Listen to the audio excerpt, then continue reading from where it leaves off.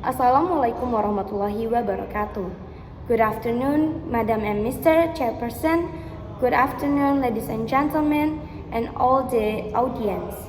Good day to the various adjudicator and good day for the timekeeper. My name is Dania Rahma Badia and I am representing 92 Senior High School from North Jakarta. Today, I stand as the first speaker from the opposition team. Before we move into my arguments, I define that student loans is a credit provided by the government through specific financial institution of bodies to have fund as students' education expenses. This loan is used by students to pay for UKT or SPP, tuition fees, and graduation fees, and registration fees, laboratory and practicum fees, book and equipment, as well as exam and graduation fees. It can also cover living expenses, such as, first, accommodation, like renting a place to stay or dormitory. Second, consumption or food. Third, transportation. And last, daily supplies and utilities such as internet, subscription, or electricity.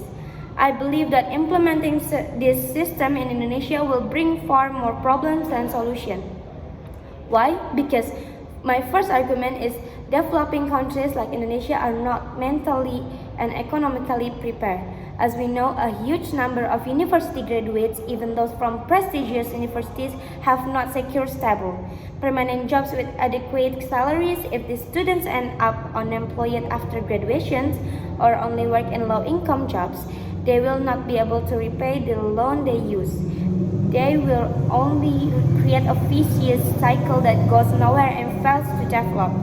Furthermore, many Indonesians still lack financial literacy regarding loans and long-term financial or economic planning to sustain their lives.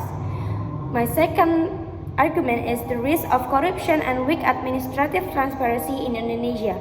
The government must be able to collect student data, monitoring repayments, and protect the personal information of students participating in this program and ensure there is no misappropriation of the borrowed funds. Indonesia still struggles with these matters in several areas.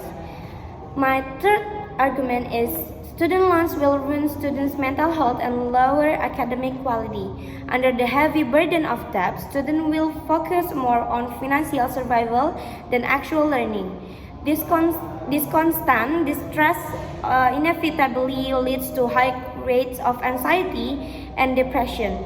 Many will be forced to work long hours in part-time jobs, causing their grades to suffer and turn into a high-stress environmental driven purely by financial pressure.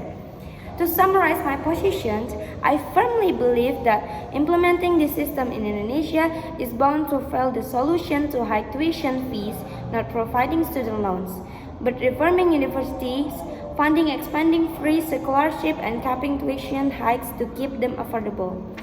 That's all from me. That's all for my arguments. And good afternoon, Madam and Mr. Chairman. Good afternoon, ladies and gentlemen. That's all from me. Wassalamualaikum warahmatullahi wabarakatuh.